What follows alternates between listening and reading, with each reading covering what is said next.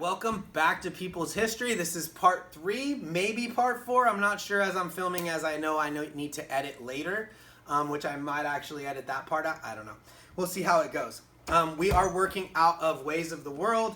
It is by Robert Strayer. We're talking chapter 11.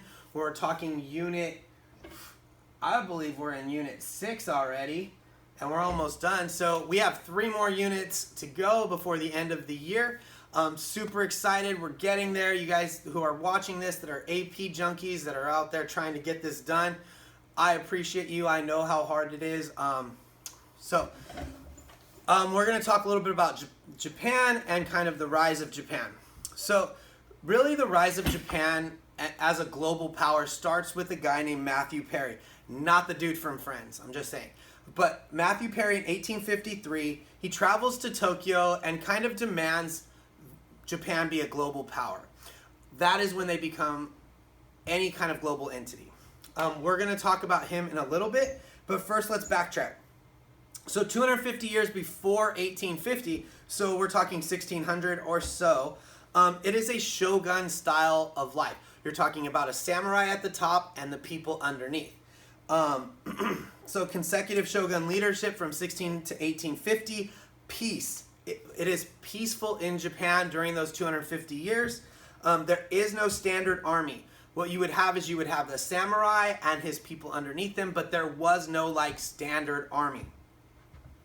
Samurais were on the top, peasants, then artisans, then merchants, which is super interesting and it's kind of weird. I know I had to erase that S, I just thought about it.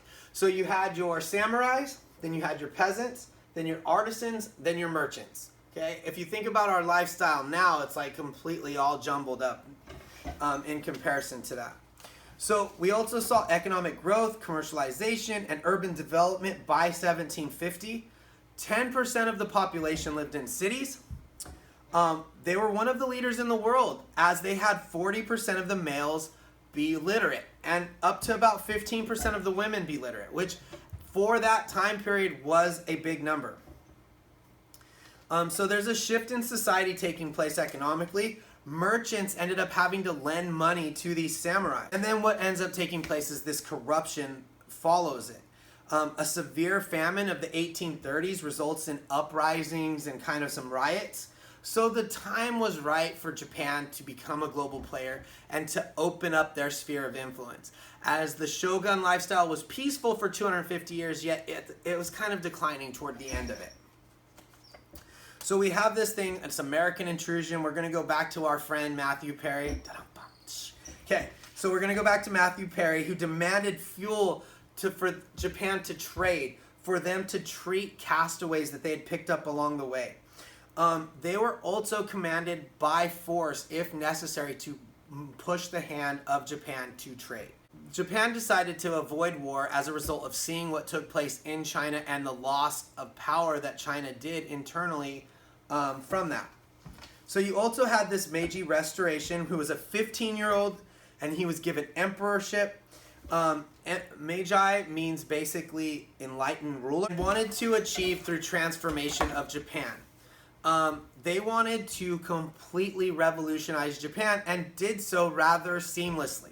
They first wanted to dismantle the Confucianist system of lifestyle where you had your shogun and then the people underneath them. The samurais gave up their roles nearly all willingly. We had 1 or 2 fight back towards the end.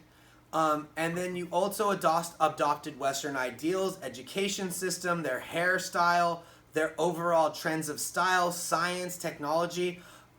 It was very early on, it was a complete fascination with all things Western. That fascination gets curtailed a little bit by about the turn of the 19th century into the 20th century. In 1889, they developed their own constitution, and it was very select on what they had. They had a parliament, political parties, democratic ideals. Christianity, though, made no headway within Japan itself. Instead, what rose was the Shinto ideal of what was actually named the official state cult, is what they called it. Instead of official state religion, Shinto was the official state cult. Industrialization grew, okay, as textiles were first used to pay for imports. Okay, so originally they created textile plants, created your textiles, and then sold those off.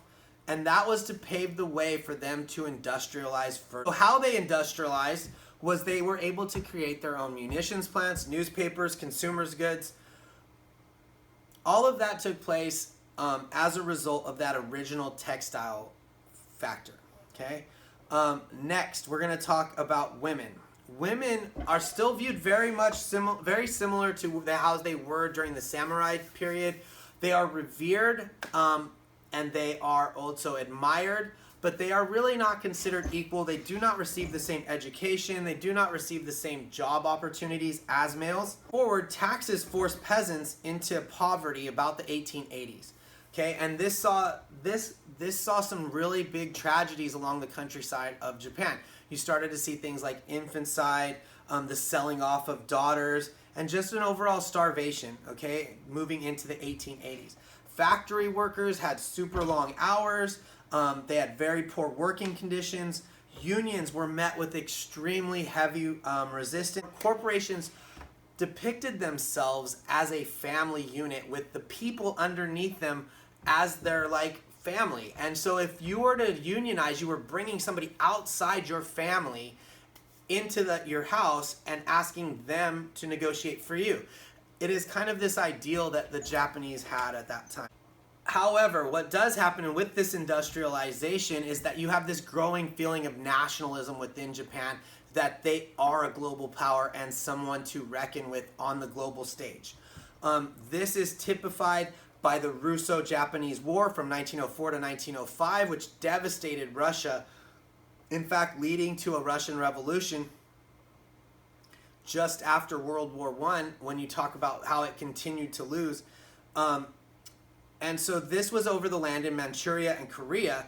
First Asian victory ever over a European country. Okay, so I want to repeat that. This was the first Asian victory over a European nation.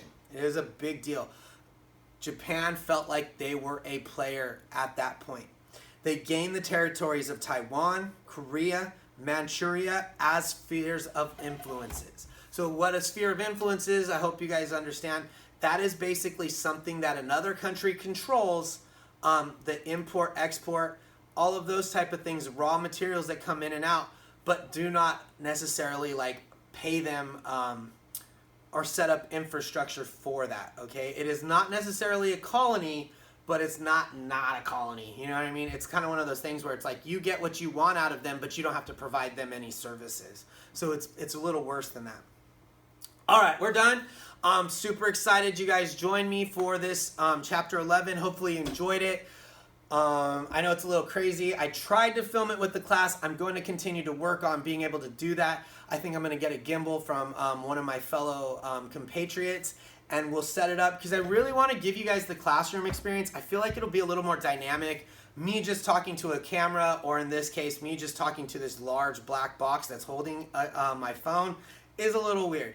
I thank you so much for joining us. Once again, you're going to do amazing things in your life. Keep working hard. Keep studying. The world is your oyster. I love this world, and I hope that you guys get to experience it in so many different fashions. Thank you for watching, and have a great day. Today is